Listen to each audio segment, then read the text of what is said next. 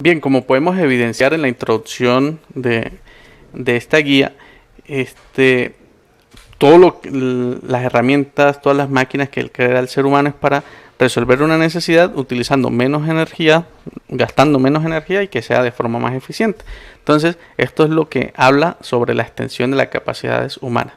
Lógicamente nosotros utilizamos herramientas porque necesitamos más fuerza en nuestras manos. Digamos, por ejemplo, voy a cortar un alambre con mis manos, dependiendo del tipo de alambre, pues va a ser muy difícil cortarlo, voy a gastar mucha energía, necesito mucha fuerza para cortarlo, pero yo puedo utilizar un alicate, ¿sí?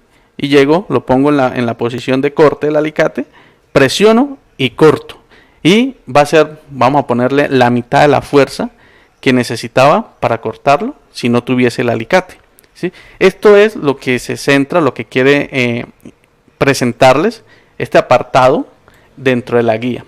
Entonces, ¿qué pasa? Hay situaciones donde nosotros, el ser humano, empieza a generar o a crear nuevos elementos a partir de la situación presente. O sea, empieza a ser creativo, ¿sí? A transformar los elementos existentes. Por ejemplo, y esto me parece muy interesante, vamos a saltarnos un poquito. Entonces, ¿qué pasa? Si ustedes analizan este párrafo, entonces nos presentan ese proceso evolutivo de cómo cortar, ¿sí? Antes era con una piedra y con la mano, y desgastando, podía tardar días, podía consumir mucha actividad física, ¿cierto? A medida que evoluciona el ser humano y dice, no, esto se gasta mucho tiempo, gasto mucha energía, pues aparece el hacha y ya reduzco, digamos, a la mitad el tiempo, reduzco a la mitad la cantidad de energía que voy a consumir, ¿sí? Pero todavía sigo gastando energía y tiempo. Después sigue evolucionando, conozco nuevos elementos, nuevos materiales y construyo la motosierra. Y miren que en la motosierra, utilizando una motosierra, ya no voy a gastar la misma cantidad de energía física, sino que voy a gastar otro tipo de energía, ¿sí? Que más adelante la vamos a ver. Entonces, esto es lo interesante de este apartado, y es que el ser humano empieza a crear y transformar. En muchas ocasiones ustedes han creado, han transformado herramientas, instrumentos para satisfacer una necesidad. Por ejemplo, se les cayó un elemento de acero dentro de una botella y no tienen nada a la mano para sacar.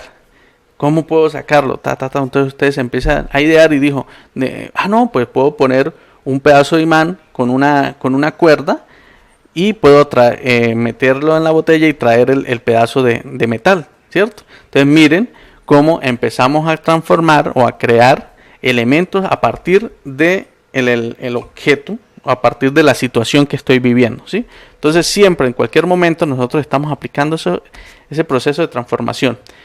Esto también es muy importante, que son los gestos técnicos, lo que les acabo de explicar. Entonces, utilizar las herramientas implica poner en juego un conjunto de acciones corporales y actitudes, así como medidas precautorias y conocimientos de distinta índole. Es un componente, son los gestos técnicos. Entonces, lógicamente, por ejemplo, si yo voy a tener un alicate, yo voy a saber que no voy a poner mi dedo en la mitad de las dos pinzas y apretar, ¿cierto? Entonces hablamos de unas precauciones o unos conocimientos sobre el uso de esa herramienta. Esos son los gestos técnicos. Y por último, acá, aunque el objetivo es el mismo, las herramientas y las acciones corporales cambian, lo que hablábamos de talar un árbol. Entonces, a medida que, por eso les decía en el video anterior, las herramientas, la técnica siempre está en constante evolución, en constante modificación, en constante transformación. Ya que, pues, lógicamente se busca, se enfatiza en desarrollar una actividad más eficiente y que consuma menos energía, en este caso.